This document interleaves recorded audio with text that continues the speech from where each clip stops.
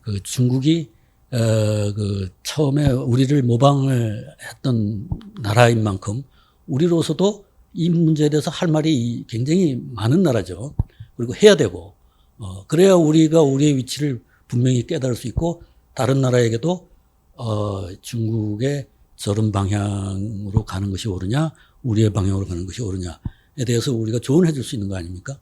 우리가 중국과 다른 점은 우리는 국제협력을 통해서 발전을 한 다음에 그 국제협력의 분위기가 계속해서 살아날 수 있도록 우리는 우리 스스로가 자유화하고 민주화하고 그런 국제협력의 가치를 우리가 스스로 받아들였잖아요. 그리고 그런데 이제 중국은 그것을 배척하고 커진 산업력을 가지고 이 민족의 힘을, 국가의 힘을 키우는 데다가 활용하겠다, 이런 국가주의적인 태도를 보이고 있는 거죠. 그래서 이제 이런 국가주의적인 산업화를 한 다음에 국가주의적인 태도를 보이는 팽창주의적인 이런 모습. 이것이 이제 이 세계사의 근대화 역사에서 처음 있었던 일이 아니고 이미 우리는 일본이나 독일이 2차 세계대전 이전에 갔던 길을 또 보고 있는 겁니다. 그래서 이런 문제들을 갖다가 좀 논리정연하게 한번 정리를 해보고자 이제 이렇게 챕터별로 나누어 봤습니다. 그래서 이제 앞절에서 이야기했던 중국은 애초 한국의 발전 경로를 추종해서 산업화했다고 했으니까 그러면 한국의 발전 경로라는 건 어떤 것이었는가? 한국의 발전 경로는 간단하게 말하면 국제협력을 통한 발전이다.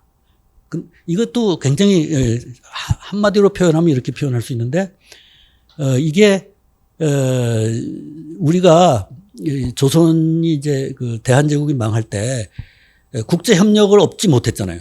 대한제국이 국제협력을 통해서 어떻게 생존을 유지해 보려고 미국한테 거중조정을 요청하고 막 다 해봤는데 아무도 그 협력해 주지 않았잖아요. 그죠? 그 서구의 그 국제 관계 제도라는 것이 이제 1648년에 웨스트팔리아 조약에서 시작해갖고 주권 국가 단위로 이제 서로 견제와 균형하고 경쟁하고 전쟁하고 이런 시스템으로 발전이 되어 오다가 그것이 이 동양에까지 이제 다 그 서구가 만들어 놓은 국제 관계의 그 원칙이랄까 뭐 힘 이런 것이 지배를 하면서 우리는 거기에 희생이 됐던 거죠. 대한제국이. 그때는 협력하는 국제체제가 아니었어요. 그때는.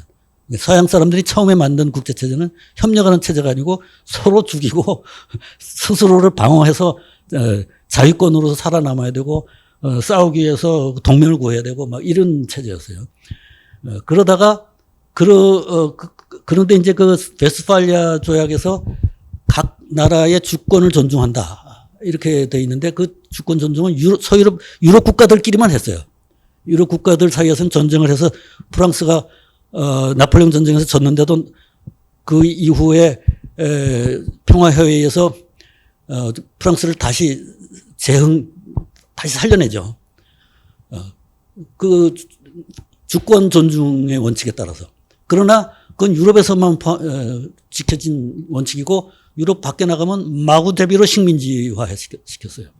그러한 식민지화된 나라의 이제 대표적인 희생자가 대한제국이라고 볼 수 있죠. 그러나 제2차 세계대전이 끝났을 때 미국이 등장을 해가지고 전승국임에도 불구하고 패전국을 점령을 했지만은 그걸 식민화하지 않고 구식민지들을 다 독립시켜주는 원칙을 정했고 그 다음에 더 이상의 그 강대국 간의 그 피나는 전쟁이라는 것이 너무나 큰 비극이었다는 걸 1, 2차 세계대전으로 겪었기 때문에 이것이 되풀이되지 않게 하기 위해서 국제협력의 시스템을 만들었어요. 물론 제2차 세계대전 이후에 미국은 곧 몇 년 안에 소련과 냉전의 경쟁 상태에 빠졌기 때문에 소련과의 경쟁에서 이기기 위한 방편으로도 그렇게 했어요. 그래서 주로 그 이전까지 1, 2차 세계대전은 유럽 강대국들끼리의 경쟁 시기, 질투 이런 걸로서 해서 전쟁이 벌어진 거 아니에요. 그런데 그 서유럽의 그 강대국들을 갖다가 하나로 OEC라는 단위로 묶어놓고 거기에다가 공동시장에다가 투자를 한 것이 마샬 플랜이라는 거죠. 그래서 서유럽 국가들이 고질병인 그 상호 간의 그 투쟁과 전쟁 피비린내나는 전쟁이라는 그런 무한정 경쟁에서 벗어나서 협력하는 관계가 서유럽에서 만들어진 것이 제2차 세계대전 이후의 국제질서라는 거죠. 그러니까 이 새로운 변화가 일어나는 걸 우리나라의 초대 대통령인 이승만 대통령은 뛰어난 국제정치학자였기 때문에 다 보고 있었어요. 그래서 이제 새 시대로 접어든다라는 것을 아시고 우리도 거기에 같이 동승을 하게 돼서 우리도 그 국제 협력을 통한 발전의 길을 가기 시작하게 된 거죠. 일본이라는 나라가 우리나라가 발전하는데 많은 기술적인 도움을 줬어요. 지금 일본에 대해서 지금도 굉장히 그 안티하는 그러한 여론들이 많이 있다고 하지만 실제로 경제개발의 일선에서 활동했던 사람들, 기업가나 정치가나 행정부 요원들 다 만나보면 다 똑같이 얘기합니다. 일본으로부터 많은 협력을 받았다. 그런데 2차 세계대전 이후의 상황에서는 이웃나라 간에 그렇게 협력할 수가 없어요. 왜냐하면 저 나라의 경제발전을 도와주면 저 나라가 국력이 커진단 말이에요. 상대적으로 저 나라의 국력이 커지면 저 나라한테 우리가 침략을 당할 수가 있어요. 그래서 이게 제로섬 게임이란 말이에요. 윈윈 게임이 될 수가 없단 말이에요.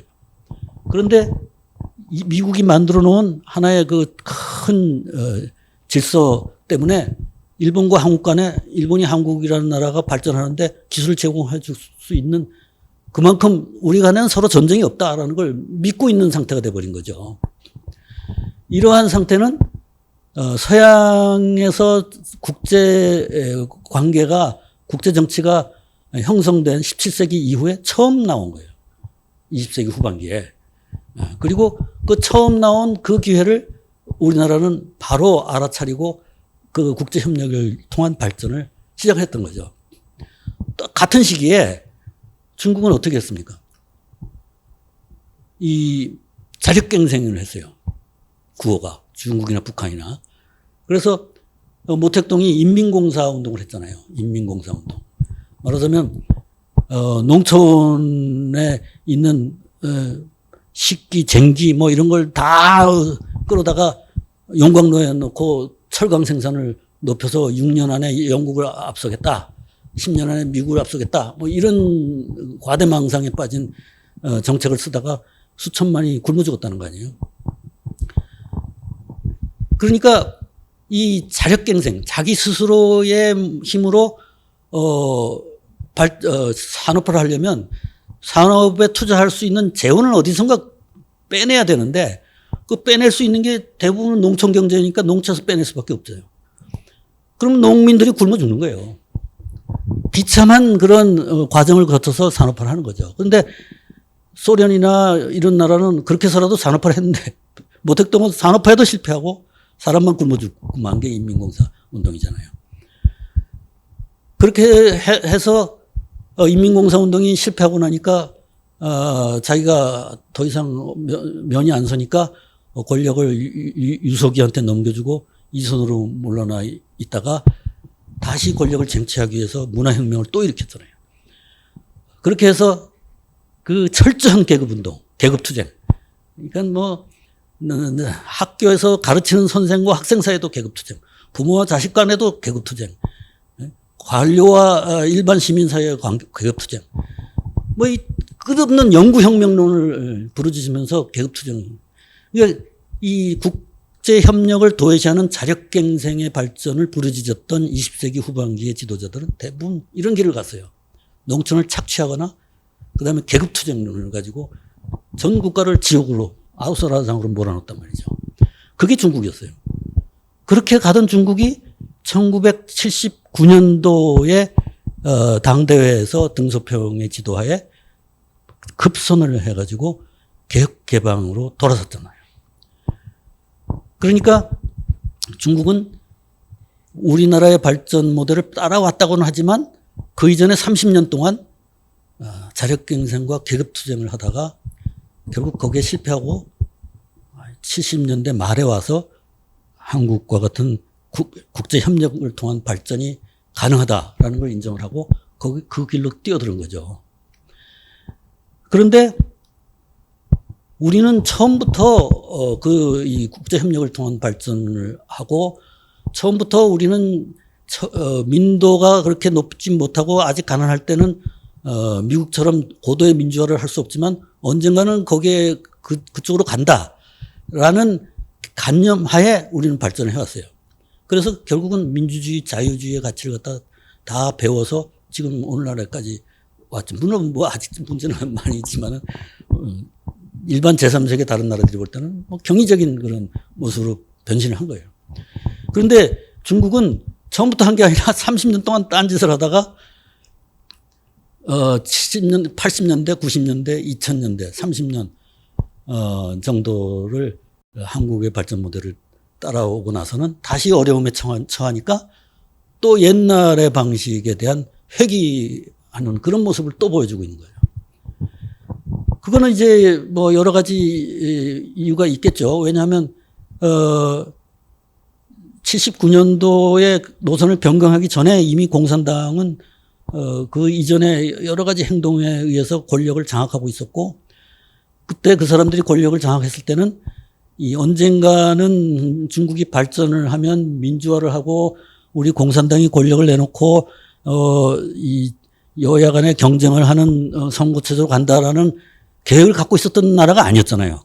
우리는 그런 관념을 가지고 시작했지만 중국은 공산당이라는 그 조직은 영구 집권을 관념에 두고 집권을 하지 않습니까? 그 러시아에서도 스탈린이 그랬고, 스탈린의 그런 통치를 그대로 본받은 것이 모택동이고, 모택동은 공산당의 영구 집권뿐 아니라 자기 개인의 영구 집권까지 꿈꾸는 그런 사람이었고, 그러한 어떤 본질적인 차이가 이제 21세기에 들어와서 중국이 노골적으로 지금 드러내고 있는 거라, 이렇게 이제 우리는 볼 수 있겠죠. 그래서 중국이 저렇게 우리는 미국이 가는 길을 가지 않고 우리의 고유의 가치에 따른 길을 가겠다, 이렇게 얘기를 하지만 그것을 말대로 우리가 고지들을 이유가 없다는 거죠. 거기에는 공산당이라는 이질적인, 중국 문화에서 굉장히 이질적인 조직이죠. 공산당이라는 조직이. 공산당이 만든 자기식의 역사의식, 자기식의 문화의식, 그걸 가지고 만든 그런 논리죠. 인위적으로 만든 논리일 뿐인 겁니다. 그래서, 그러한 중국과의 대비를 통해서, 한국 사람들이 지금까지 겪어왔던 경험이 어떠한 것이었는가, 그리고 그러한 경험에 따라서 우리가 지금 오늘날의 어떠한 상태를 가지고 있다라는 것에 대한 이해를 할 수 있기 때문에 제가 자꾸 대비를 해서 말씀을 드리는 겁니다. 근데 이제 국제협력이라는 것이 아까 말씀드렸지만 이제 20세기 후반 미국의 주도에 의해서 만들어진 새로운 질서 속에서 일어난 국제협력이라는 것은 뭡니까? 국제자본과 기술을 도입해서 우리가 생산한 상품을 국제시장에 내다 팔았잖아요. 그죠? 그러니까 우리가 국제시장에 거기서부터 기술을 가져다가 그 다음에 물건을 만들어서 또 거기다 팔았으니까 국제시장의 협력에 우리가 의존하고 그 덕을 봤다는 거는 두말할 필요가 없겠죠. 그런데 이제 이런 식으로 우리가 국제시장의 국제적인 협력에 전적으로 의존해서 근대화의 길을 가기 시작했을 때 많은 우리나라의 그 지식인들이 비판하고 반대하고 그랬었습니다.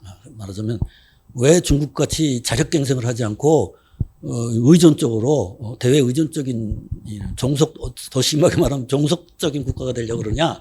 특히 이 국제자본 기술을 도입할 때 더 심각한 문제는 가장 가까운 그 소스가 일본이었다는 겁니다. 일본으로부터 우리는 식민지 독립을 한 나라이기 때문에 일본에 대한 반감을 많이 가지고 있는데 그 나라로부터 기술 협력을 받아야 되는 거죠. 근데 그거는 사실 우리만 그런 게 아니라 다른 모든 식민지 독립국이 그랬어요. 모든 식민지 독립국들은 바로 이전의 종주국으로부터 기술 협력을 받는 그런 상태에 빠지죠.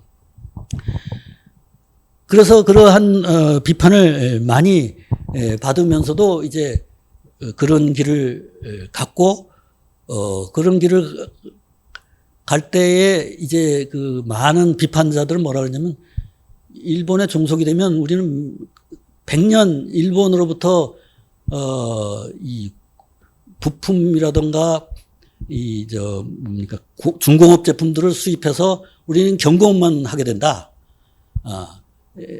그게 이제 결국은 일본의 반식민지로 고착된다. 이렇게 많은 사람들이 비판을 했는데 실제로 지금 현재 우리나라를 보면 그렇지가 않잖아요. 지금 우리 중공업, 뭐 기계공업, 부품산업, 첨단산업 다 하고 있어요. 농업까지도 뭐 상당한 경쟁을 가지고 수출을 하고 있어요. 그러니까 그런 이제 일본과의 협력이 우리나라의 경제를 일본에게 종속시킨다라는 생각이 굉장히 도식적이었다는 것이 지금 와서 보면은 그냥 그대로 드러나죠. 그러나 그 당시에 지도자들은 그러한 비판을 들으면서 우리나라가 그렇게 되지 않기 위해서 박정희 대통령 같은 경우는 60년대 초반부터 포항제철을 만들기 위한 많은 노력을 합니다. 여기저기서 자본을 끌어올려다가 실패를 하다가 60년대 말경에 가서야 착수를 하지만 계속해서 도전을 계속 처음부터 해왔어요. 그러니까 그 사람들의 의지는 우리가 일본의 종속된 경제를 건설하려는 게 아니고 우리는 우리 독자적인 경제를 민족적 경제를 건설하겠다라는 분명한 의지를 가지고 있었다는 거예요. 그 사람들이. 그리고 그것이 미국이 건설한 20세기 후반기의 자유주의 국제질서 속에서 통했다는 거죠. 그래서 우리가 그것을 해내는 것을 보고서 대부분의 나라들이 이제 그것이 가능하다. 무슨 자력갱생이나 종속주의 이론이나 그런 이야기 더 이상 떠들지 마라. 라고 해서 이제 거의 컨센서스가 돼버렸죠. 21세기 와서는 대부분의 개발도상국들이 국제협력을 통한 발전을 한다. 다 그렇게 됩니다. 그러면 그것을 개척한 나라는 한국과 대만이고 그중에서 뚜렷하게 동아시아 대륙의 하나의 국가로서 활동을 하고 있는 건 한국뿐인 거죠, 지금. 그래서 이제 이런 한국이 그러한 이제 모델로서의 분명한 지위가 있는데 그것을 이제 좀 더 구체적으로 하나하나 이제 시간이 주어진 시간만큼 이제 살펴보는 것이 또 필요합니다. 왜냐하면 이것이 하나의 모델이다 해가지고 우리 관념에 딱 들어온다고 그래서 누구나 실행을 하면 성공을 하는 건 아닙니다. 왜냐하면 그 미국이 주도해서 만들어 놓은 그 국제 질서 환경이라는 것도 계속해서 변화하고 많은 그 장애물을 갖다가 만들어내기 때문에 그것을 극복하고 활용하는 나라만이 그것을 갖다 성취한다는 거죠. 그래서 이제 그것을 어떻게 성취해 왔나 그런 것을 또 계속해서 우리가 탐구를 하면 할수록 우리의 이제 이해도가 높아질 수 있는 겁니다. 물론 이제 여기서 우리가 국제자본 기술을 도입해서 상품을 생산해서 팔 수 있다 하는 거는 그러한 통로를